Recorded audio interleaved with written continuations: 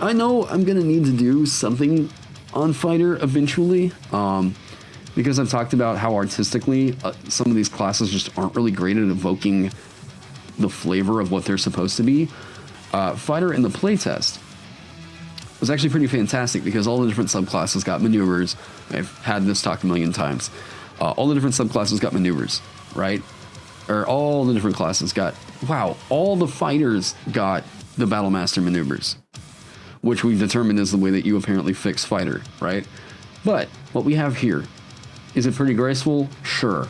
But we have a problem mechanic that's going to pop up. Fighting style. Yep, absolutely makes sense. Cool, you get to flesh out your generic fighter man. Great. Second wind. I love this so much. I really do like this feature, but the problem is that it's so defensive and it feels sort of limited use in a sense, in that this feels like it is a well of stamina. Yep, 100% makes sense. This is that health that you can regain. Very cool. Benjamin Huffman, I think, did this kind of thematic a little bit better with, I think it's Buck Up in the Pugilist, where it's temporary hit points rather than, you regain hit points. If they had made it temporary hit points, I think that this would have been even cooler. Really? Like, yeah, you regain the hit points. That is better. Yeah, but like, I don't know that it totally evokes the narrative of what this should be, right? I think that there should be temporary hit points just as an artistic decision there.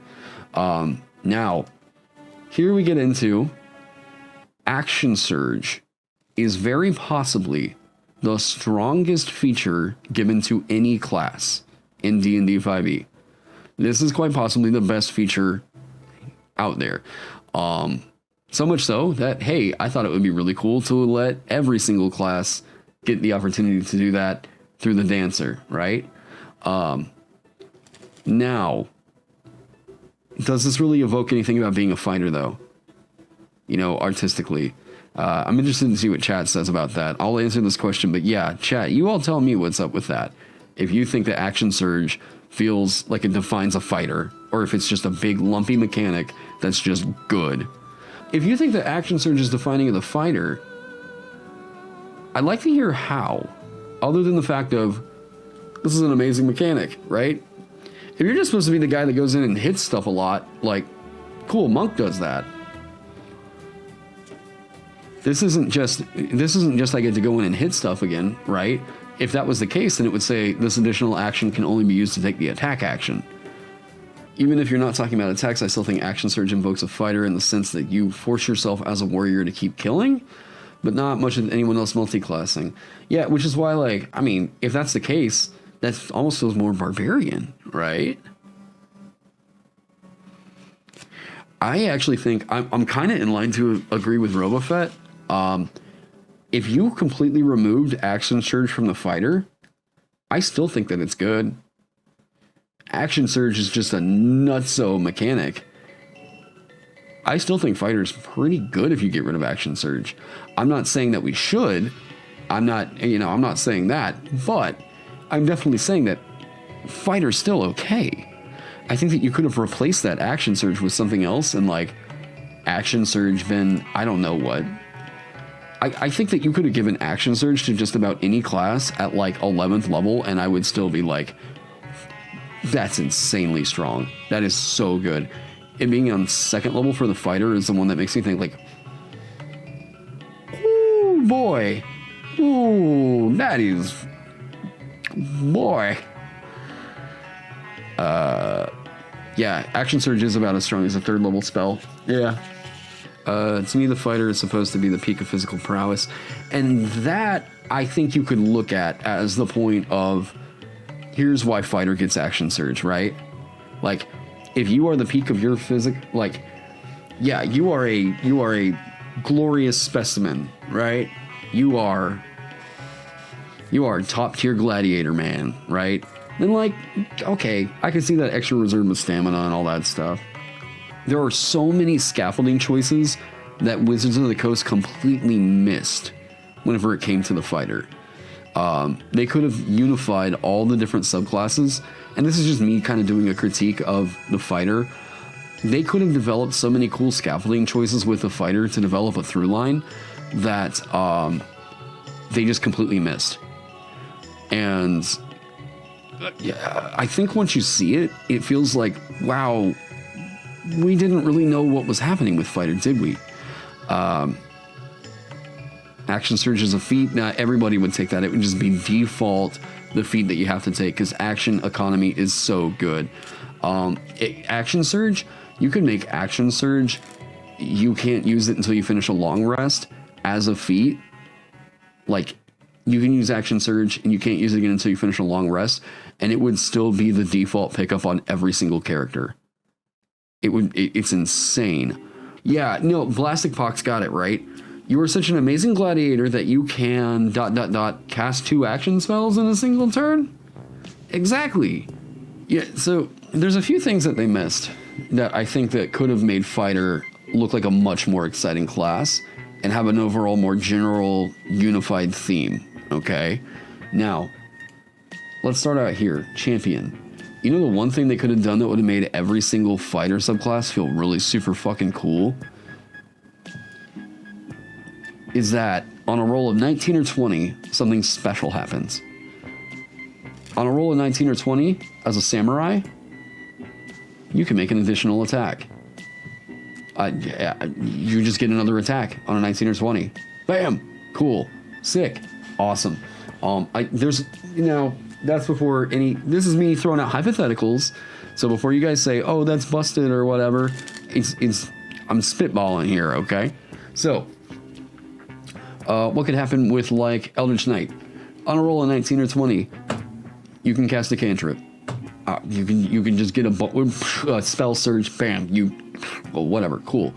Do that for champion. Battle Master, on a roll of 19 or 20, you invigorate those around you, any characters within 15 feet of you, any of your allies. I mean, you regain a superiority dice, maybe. On a roll of 19 or 20. On a roll of 10 to 20, you cast a cantrip. No, like, you know, on a roll of 19 or 20, yes, you regain a use of your second wind. On a roll of 19 or 20, you whatever, right?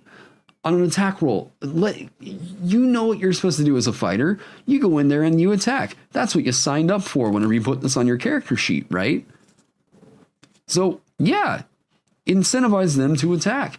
On a roll of 19 or 20, something cool happens. 19 or 20, something cool happens. I don't know, Cavalier. On a roll of 19 or 20, your horse makes an attack. Whatever. Okay, something cool. Gunslinger. On a roll of 19 or 20, your next firearm doesn't blow up. Side Warrior. 19 or 20, you regain you regain an energy die. Something cool like that. They miss such a cool through line for incentivizing you to attack. Arcane Archer, you regain a use of your arcane shot on a roll of 19 or 20, or it doesn't expend the shot. I don't know, something like that. There's a scaffolding that they missed for this that was so in-your-face apparent, especially on the class, that could make multiple attack rolls during its turn. Like, you could have rewarded them for doing the thing that fighter is supposed to do in a cool and unique way, and they missed it. Okay? It can't be regain an expended spell slot, but I like where your head's at. I like the idea, right? Now we're thinking. You guys see the through line, right? Like, that scaffolding was there. This having a reduced crit range is already super fantastic. You score a crit on a roll of 19 or 20. Now, if you throw that on top of other stuff, like on a roll of 19 or 20, you get, I don't know. There's something else you could really do with this to establish a more firm scaffolding, right? I think that the Samurai is probably one of the best fighters currently out there.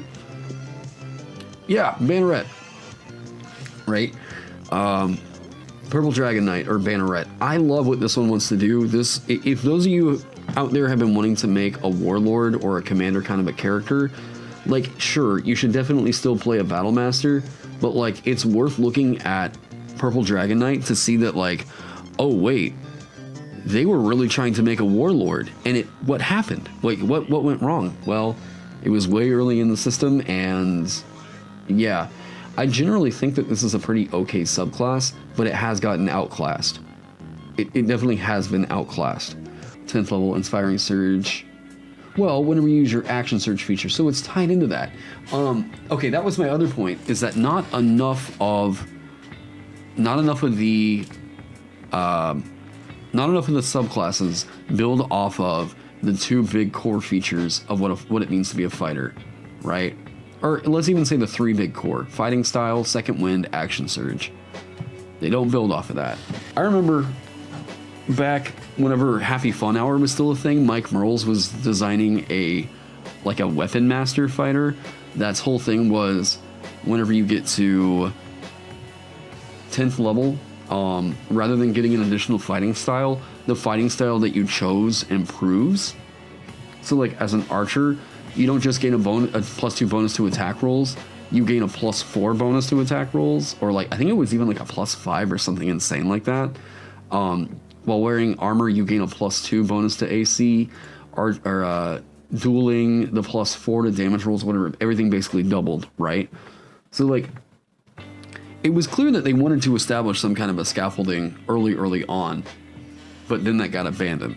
So that's like, yeah, fighter subclass critique.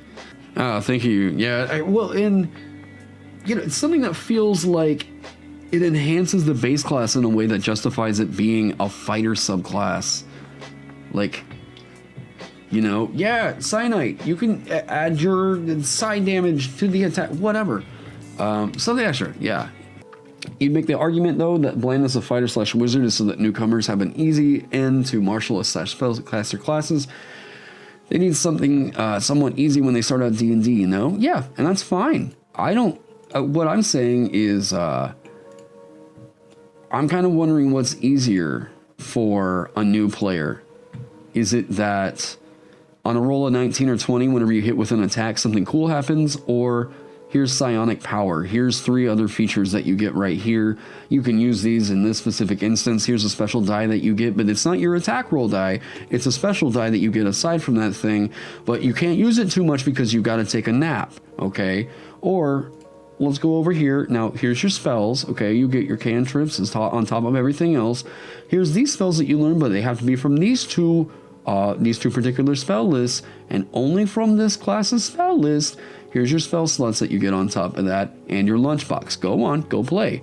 No, I think what's easier is on a roll of 19 or 20, whenever you attack, which is the attack thing that you need to be doing as a fighter, right? Then something cool happens. That's how you streamline that class. That's how you establish a really cool scaffolding for it. And like, if you want the new player experience to be a little bit simpler and more streamlined, I think that's the way you go, Tasha's tearing me apart, Lisa. Like, the thing with fighter is fighter gets bogged down by wanting to be, fighter wants to be so many things that it just isn't. And Wizards keeps designing so many things for fighter that it just isn't. Is that the teacher voice? No, I think I'd clip this mic if I use my teacher voice. Okay, Manifest Echo. Okay, what would have been easier? What would have been easier about this? On a roll of 19 or 20, what's the cool thing? What's the cool thing with Manifest Echo? Is it cooler to... Like, okay, I'll say this much.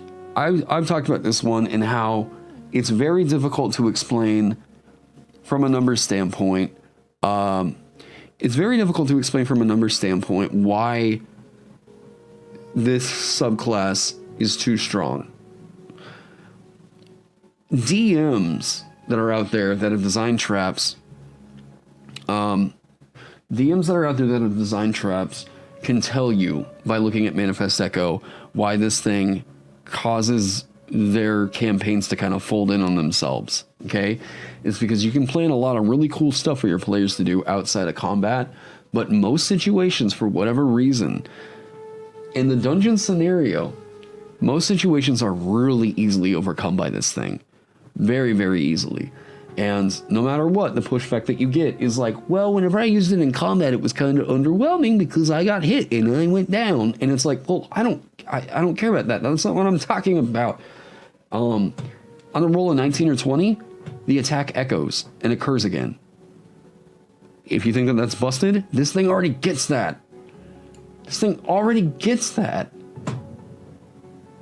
This thing already gets that, and it's tied into a number of times equal to your Constitution modifier, and you regain all expended uses when you finish a long rest.